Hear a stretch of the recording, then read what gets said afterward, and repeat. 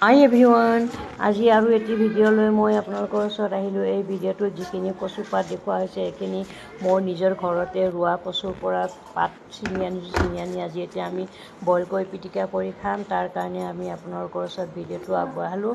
এই পাতখিনি ছিঙি আনি ধুনীয়াকৈ গোটাই ধুই লৈছোঁ। ধুই লৈ তাত পিঁয়াজ, জলকীয়া আৰু নহৰু দি এটা প্ৰেছাৰত আমি ভৰাই দিছোঁ।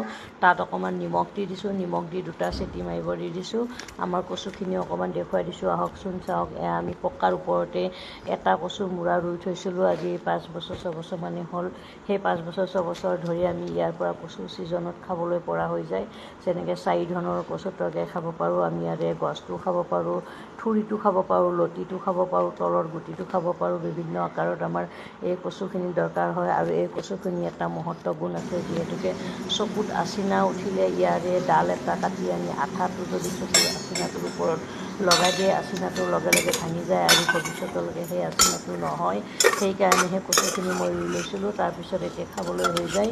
আমাৰ এতিয়া চিটি মৰাৰ পিছত কচুখিনি তাৰ পৰা আমি ছেপাৰেট কৰিছোঁ। তাত কেঁচা তেল দি আমি পৰিৱেশন কৰিবলৈ আপোনালোকৰ ওচৰত দেখুৱালোঁ। ভিডিঅ'টো যদি ভাল লাগিছে লাইক, শ্বেয়াৰ, কমেণ্ট কৰি পেজটো ফ'ল' কৰিব। আৰু আপোনালোকেও এনেকৈ কচু ৰুই ল'ব বুলি ভিডিঅ'টোৰ মাজৰ পৰা বিদায় লৈছোঁ। সকলোলৈ বাই বাই, সকলোলৈ শুভ দুপৰীয়া।